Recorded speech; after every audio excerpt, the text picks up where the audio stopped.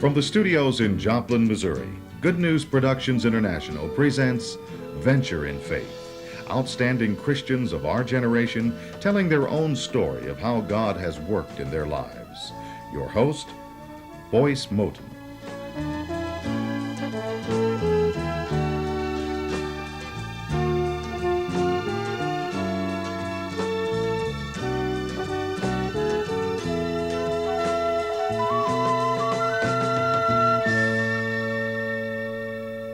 Our Venture in Faith today is with Don and Kathy Eichelberger, and it involves the birth of their child Haley, who was born on September the 20th, 1991. That should be a very happy day in the life of any mother, Kathy, but in your situation, there were some things that may have caused you a little apprehension. You had two children already? Yes, they were 8, 7, and 5. No, it would have been 8 and 6, I guess. Two boys. And when you had those children, you never thought about anything going wrong with a baby being born? No. But you'd gotten a master's degree since then, and you had become aware that many times there are problems. Yes, many times. In fact, it's amazing that more things don't go wrong more often, as many problems that there are that could happen. And you're a school teacher. Yes, I teach special education here in Joplin. And the day before Haley was born, tell us about one of your special education students.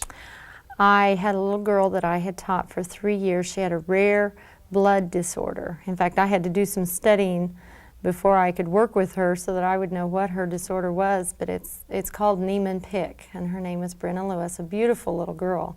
She was about 6 at that time when I first started working with her, and she was able to walk and talk and sing songs. She came to my class, and the disease that she had caused her to deteriorate slowly. And she had to be held, or her hand had to be held while she walked when I first got her. And by my last year with her, she was bedfast and stayed at home and had a feeding tube. And the day before Haley's birth, she died of her disease. Haley was born a couple of weeks early. Yes, which was not unusual for us. But this had been the way your other children had come, and there had never been a problem. No, not at all. And when Haley was born, you really didn't think there was a problem. She was a beautiful child. Yes, perfectly healthy looking, weighed 7.5 pounds, had dark curly hair, all her fingers and toes, you know, we held her. She just seemed like any of our other children and any other baby that's born. And you called the school and gave them the good news? Yes, she was born just before 3 o'clock, just before school lets out. So I called 3 schools, in fact, because they were all anxious to hear. And then you were tired and you went to sleep. Yes. All right, Don, you pick up the story there. What happened? Well, just before Kathy went to sleep and we were still holding Haley, the nurse came and said, you know, we need to take her down and weigh and measure her. And so they took her away from us and whisked her away. Well, just before she left, we noticed that Haley was blowing bubbles, which is, I guess, not normal. But, you know, you don't really realize that at the time. So Kathy went to sleep, and we happened to be really good friends with the OB nurses there at the hospital. And I went back and I just walked right into the nursery because we were the only baby there at that hospital at the time. And she said, you know, she seems to be having just a little bit of trouble breathing. I think I'm going to go ahead and put her on some oxygen. Well, it wasn't probably an hour later. They had the specialist come over, the pediatrician come over and look at her. We was just going to have our general family practitioner take care of our baby because he had taken care of all the others. And the next thing we knew, the pediatrician was there. And he came back out and told me that she was having a little hard time breathing, and he thought it was because she had oxygen leaking out of her lung, and it was filling the space between her chest wall and the lung, and it was pressing down on her lungs, collapsing her lungs, and that's what it was called, is a collapsed lung. And that's all we thought we had at this time. But it was very scary. You don't know if that's the only problem that she had. Poor little girl was just laying there fighting for every breath she could get. And that's when it all started going downhill. And Kathy still had no idea anything was going on. Right. Well, when was your first clue that something may be wrong, Kathy? Well, when I woke up, I was in my room, and Donnie was in there, and he said, there's a little problem. Her lungs don't seem to be developed enough, which is what we thought it was. And a lot of babies that are born early do have undeveloped lungs. That's the last part of the baby to develop. And it's usually just a matter of a couple of days extra in the hospital for those lungs to go ahead and develop a lot of times. And so I wasn't real concerned, but I was disappointed. My biggest feeling was disappointment, because we were going to have rooming in, where the baby stays in the room with you, and we were going to go home within 24 hours. We had this all planned out and everything, and I was ready to have my baby in my room and take her home the next day, and I couldn't. They kept her in the intensive care. The mother next to me had her baby in the room, and so I began to get, and there's also the depression after the birth of a baby, just the blues and stuff. And so the nurse came in and said, well, this was getting later in the evening, and Donnie had gone home to rest, and she said, well, why don't you come down and just stay with her in the intensive care tonight? I'm sure everything will be fine in the morning, So I went down and spent the night in intensive care beside her for the most part. And then I saw how much she was struggling for breath. Her chest completely collapsed each time she took a breath, and she was breathing very rapidly, about 150 respirations a minute, which is about 3 times the amount that they should be breathing. The rapid. And you could not hold your baby? No, I couldn't touch her at this point at all. In fact, they let me change a diaper. The nurse that was in there let me change her diaper, and then the doctor came in and said, I would prefer that you not allow the mother to touch her. And I became a little incensed, and he said, well, we want her to be as relaxed and comfortable as possible, so this breathing is not so difficult for her. And the more we mess with her, and the more it's fine for you to be there and to talk to her, but the more you touch her, the more she wants to be held, which will cause her to have anxiety, which would cause the breathing to be more difficult. And so the doctor had a suggested remedy for this problem. Yes, he felt that, and he had done hundreds of them, he said, that a needle in the chest would relieve the pressure on the lung between the chest cavity and in the chest cavity, and the air would be released and it would heal. Pneumothorax, which is what she had, a little hole in the lung. He explained that when a baby takes its first cry, those lungs fill up with air just like a balloon. Only actually there are millions of balloons. Each little air sac is like a balloon. And one of her air sacs popped, and that was, when she breathed. But that was allowing air to seep out of her lungs. The needle in the chest would relieve all the pressure so that little sac could heal, and they usually healed within an hour or 2, and the lung would be fine. He said he had done hundreds of them. He'd never had any problems. But there was a possibility that her lung could collapse. And so we said, okay, go ahead with the procedure, that will be fine. And when he did, the lung did collapse. And then all bedlam broke out. There were nurses and doctors rushing everywhere and racing around. I happened to be up by the room where they was performing the procedure, and he was doing fine. All of a sudden, like she said, helter-skelter broke loose, and doctors were running this way and that way and every which way. And I said, is she going to be all right? And he turned to me, he said, I'm doing all I can. And at that, I felt everything in me just go away, just left me. So I went right down to Kathy, and I think, we said a prayer right then. Okay, and Haley was born in Joplin, Missouri. Right. But because she was now in critical condition, she was rushed in a special ambulance for little babies to Springfield. Right. Just prior to, as the ambulance was coming from Springfield to get her, our pediatrician placed a chest tube in her, which is a surgical procedure. They had to open up the side of her chest and insert a pretty good sized tube into her chest, and that was to pull the air off of her chest in a much slower process so that the lung could reinflate. And it had a machine on the side of the crib that bubbled, showing that the air was being brought off of the chest. And by the time he finished that procedure, the baby buggy, which is what the ambulance is called from Springfield, was at Joplin and picked her up. And she was under a bubble, kind of a pan or something? Right. It's an oxygen hood. It looks just like a cake pan top that you set over a cake. But it's clear. It's clear, Right. and it has a little moon shape cutout that fits over the baby's neck pretty snugly. And then they pump pure oxygen into it, 100% And oxygen. I think that we've got a picture that will Yes. show our viewers what your little baby looked like. It must have broken your heart. Yes, It did. it was pretty hard. The air was humidified, and she just looked sweat. You know, she looked like she was just sweating so hard and working so hard, and you just couldn't. Your heart just went out to her, and there was nothing that you could do. Springfield is 70 miles away, something like that. About an hour's trip.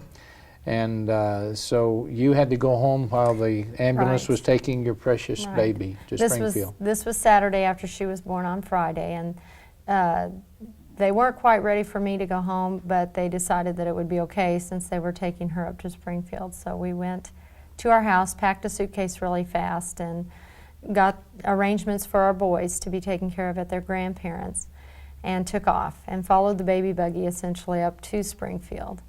And they had called, the hospital here had called the Ronald McDonald House in Springfield to arrange for us to stay there, which was wonderful. It was right across the street from the hospital. The charge, well, I know for 11 days we paid $77, so I guess it was about $7 a day to stay. That's if you can afford it. If you can't, then they don't worry about it. Right. It's a house just set up for parents with babies in intensive care units at these hospitals. Now, an intern asked you to do something, Kathy, that you didn't want to do, Right. but you're glad now you did. Yes, Would very you tell us glad. about it? This intern asked me to keep a journal every day. And at this point, they had just gotten Haley put in the hospital at Springfield, and no one would tell us if she was going to live. They really weren't sure at all. And he asked me to keep a journal, and I said, oh, I don't think that I could, because if she dies, you know, that would just be too hard. And he said, well, really, you know, if she dies, she will still always be a part of your family, and a journal would help you to keep her as a part of your family.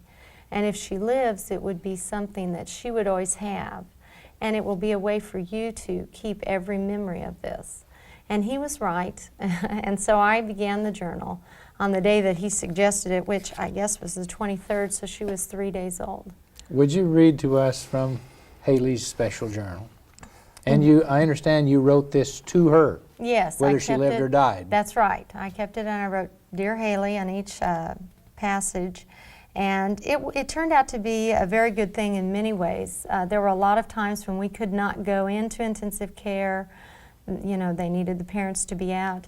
There were times when I would sit by her bed and she was unconscious basically because they kept her sedated so much, and I would spend those times writing in the journal, and that helped me to gather my thoughts and to think about the Lord and to think about Haley, and so that turned out to be really good. The first entry I wrote, "Dear Haley, what a difficult entrance you have had into this life. You are such a beautiful, precious baby and such a hard worker.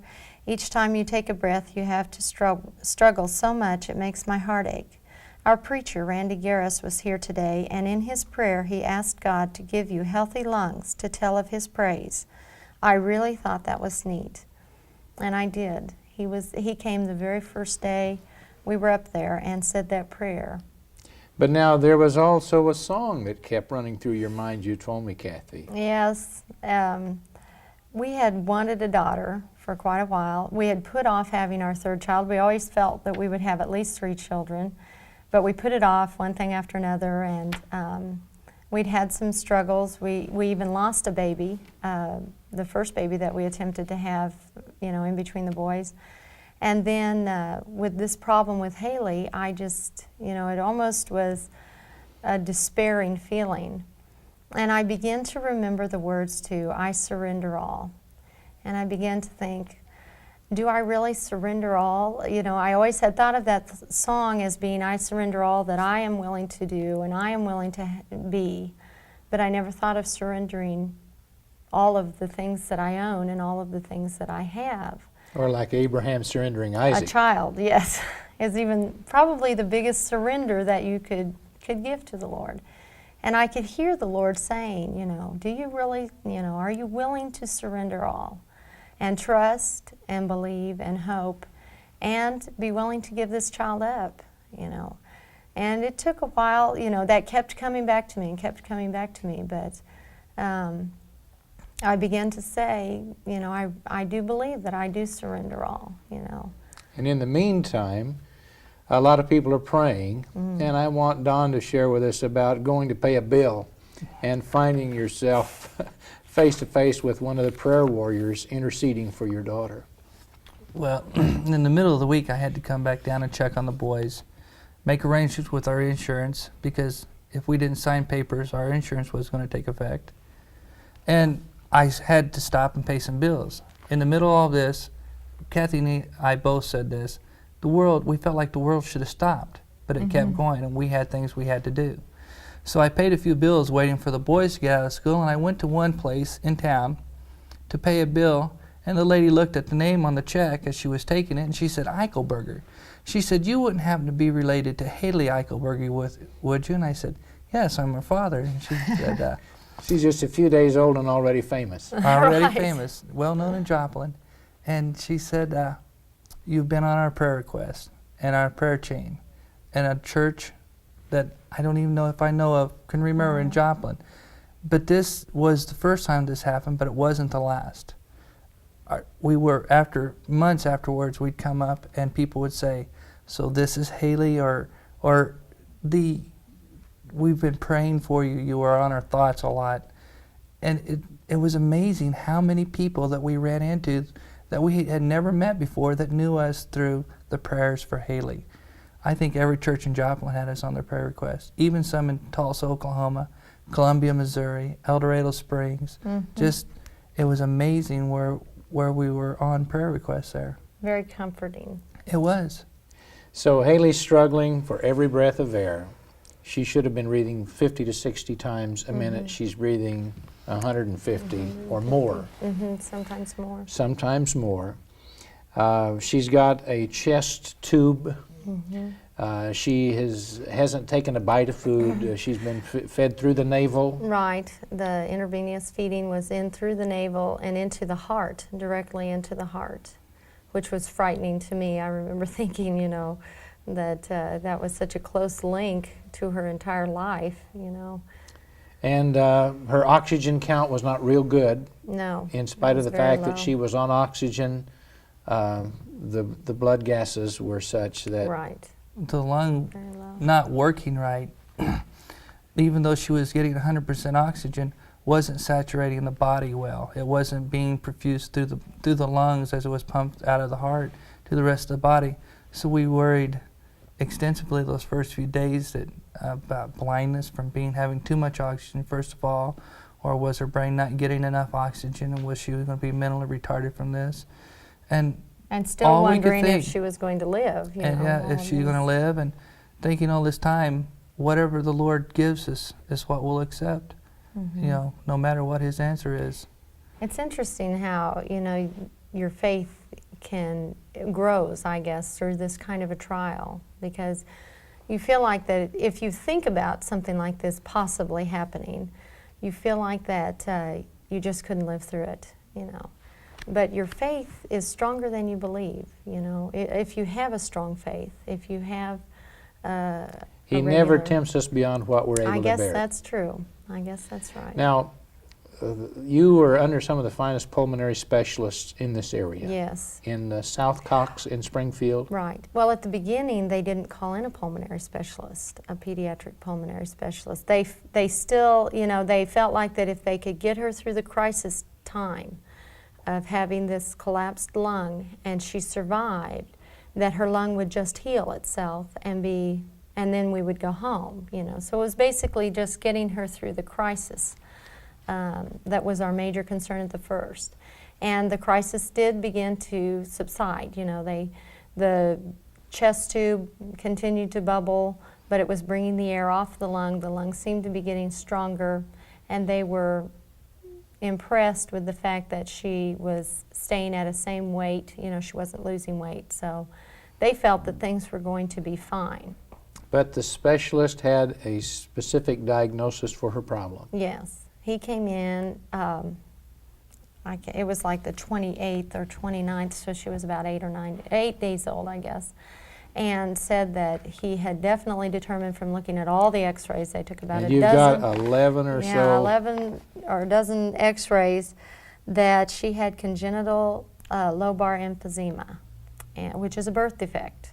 And he said that he wasn't sure how much of the lung. It looked like the majority of the right lung was affected by this birth defect and would have to be removed. And he said that he would have to do some more extensive tests after the weekend to determine how much of the lung would be removed, but we would have to start deciding where we wanted to go to have this surgery done, because they did not do this surgery at Cox South on newborn infants. And he suggested either St. Louis or Kansas City for the surgery. And we began, and that was kind of a downtime because things were looking better. They were beginning to say, well, she's past the crisis, she's going to be fine, the chest tube is beginning to slow down, and in fact they had taken the oxygen hood off before this happened, and we thought things were looking really good when suddenly they called in this specialist and he gave us this news. He said that it had been too slow in healing. Someone said the faintest pencil mark is better than the best memory.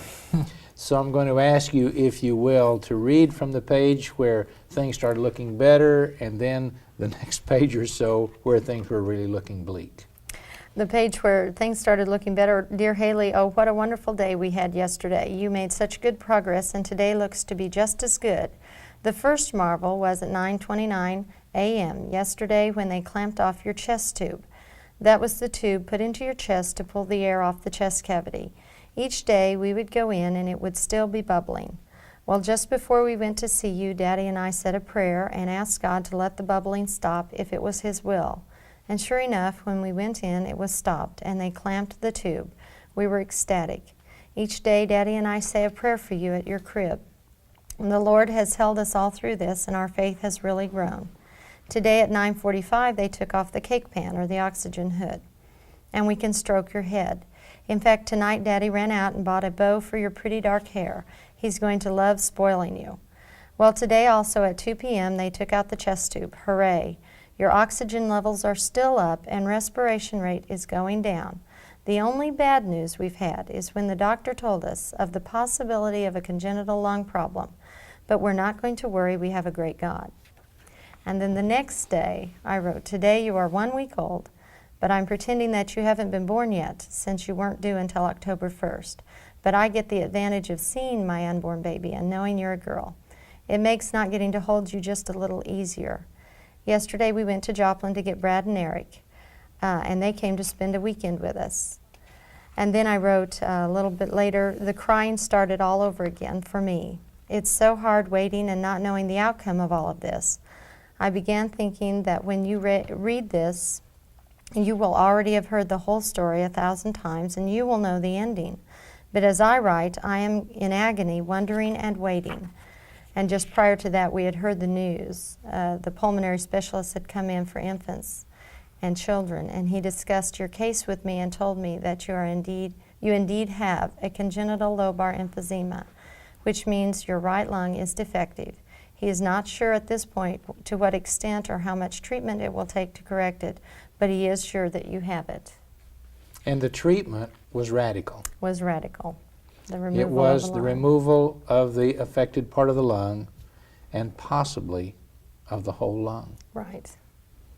Now, you had said earlier that you were surrendering all. Mm-hmm. And I must emphasize to our viewers that Don and Kathy were going to be true to God no matter what happened. Job once said, though he slay me, yet will I trust him. God had already taken Job's children and Job's wealth and Job's health. And Job still believed in God no matter what had happened. He said, Lord, if you slay me, yet will I trust you. So Don and Kathy are appropriate models to us in that regard, that no matter what happened to little Haley, you were still going to believe. And I think that the McDonald House loaned you a camcorder. Yes. Mm-hmm. And you were not able to hold your own daughter, but you were at least able to stroke her head. Yes, when they took the oxygen hood off. They wouldn't let us touch her prior to that. But when they finally took that off, which would have been the 27th, so she was a week old before we could touch her. I think that Daddy caught you putting the bow on Haley's hair. Now, someone said it's darkest just before dawn. And I remember a good friend of mine going through a trying period quoted from the book of Genesis about Jacob wrestling with an angel and said, I am not going to let go till I get a blessing. And he didn't let go, and neither did you. You kept on trusting God, no matter what the doctor said, no matter what the circumstances were. And remarkably, there seemed to be some more improvement, even after the 11 negative x-rays where the doctor said, I can see it on this right lung. It is this terrible disease, and it must be removed. And because we don't do that in Springfield, you can choose Kansas City or St. Louis. And you had chosen St. Louis. So you were prepared on Monday. Right, to go. They wanted to do some further tests. We were concerned, you know, they said that it would not be life-threatening, except for the surgery is always life-threatening, but a lot of people had lived with just one lung. A lot of young people had had a lung removed, but the youngest that we heard about while we were there was 14. And we began to ask, well, what about newborns? Well, that's pretty rare that they remove a lung at birth, you know, when a child is just born. But, you know, a lot of these people have. So then we were concerned about, you know, what it would mean for her life if she did have a lung removed, what kind of changes it would make in her life. And they told us that it could make her talk slower, and that she probably would not play in any sports and would have to be kept pretty still, and that she possibly would not be able to have children. Most women who had lungs removed were not able to have children because of the stress to the body. So none of those things were very appealing, you know. However, we were pleased that we had Haley and that she had lived through what she had lived through. And whatever, you know, if that had been her life, if that was the outcome of her life, you know, we were willing to face that and face it with God, you know, whatever those changes in our life meant. Now, on Monday, the doctors were planning a very technical type of x-ray. Don, tell us about that. It was a radioactive dye that they were going to inject into Haley, into her affected lung, and then take a special x-ray to see just exactly how much of the lung was affected. Well, this was early in the morning that they came to get her. And on Monday morning. On Monday morning. The day that she was scheduled to go to St. Louis to have a lung removed. We were going to have the x-ray, and then we were going to St. Louis that afternoon. The radiation technician came over and asked one of the intensive care nurses to go over there with them, because they had never done this kind of test on this young of a patient before, and they were a little nervous. We said, thank you, that's what we wanted to hear right now. So they took her over, and they came back about 45 minutes later and said, the x-ray is done, but we can't tell you anything till the doctor has to give you that news. And so we was happy, but we were still planning to go. And the intern that asked Kathy to write the book came by, and he said, things are looking a little funny on the x-ray. He said, things are looking pretty good. And Kathy said, well, what does that mean? He said, I really can't say any more than that. The specialist has to come and talk to you. He'll have to look at the x-rays. It was 5:30? Around 5 o'clock. 5 o'clock that afternoon when finally he came and told us, and we were both there. And he said, we cannot give you any logical explanation why, but what we were seeing Friday is no longer there. The lung is completely healthy. And we both looked at each other, and I said, we can explain it. We'd had so many prayers go up for Haley that we knew exactly what had happened. And she was cured that weekend, and it was amazing. She had a normal, healthy lung, where just a few days before the x-rays indicated she had this disease that was going to necessitate the removal of part, if not all, of her Right. right lung. She was completely healthy. They said they could not find one. Do you have an entry in your journal that reflects that? Yes. Finally, at 5 p.m., he came. We had waited all day for him to come and tell us what the x-ray showed. And the news was that your lungs are perfectly normal. Nothing showed up on the x-ray. Praise God. We know that He has healed you, and we are so thankful for each prayer that has been said for you. And then I wrote at the end of my journal, you're a special person, Haley. God has saved you from an untimely death for many reasons. One reason was that many people cared about us and have prayed fervently for you. God answered those prayers. He also saved you for our sakes. We love you very much, and He has given us an opportunity to raise you. It isn't always that way. Just a year ago, we lost a baby just as precious to us as you are. But we have learned to trust the Lord and His wisdom. His will is always perfect. God, I am sure, has also saved you for a special service for Him. Whatever you do, know that God purposes all things. You are a special promise in His plan. I pray that you strive always to follow His will. Someone has said that a picture is worth 1,000 words, so I want our cameras to zoom in on our miracle baby who has just come in and found a place on her daddy's knee. Haley Eichelberger is 20 months old and is a normal, healthy child, and she's in Sunday school every week and is learning to praise the God to whom her parents have surrendered. And Kathy, we're just virtually down to the last few minutes of our program, and I want to make an appeal to you to just look someone in the eye and invite them to surrender unto the Lord Jesus Christ too. I just hope and pray that as you go through struggles in life, no matter what they might be, that you will always remember that the Lord is there and that He cares about you more than anything else on the earth, and that you will be willing to say, I surrender all to the Lord, no matter what that surrender might be, and that you will give Him your very all.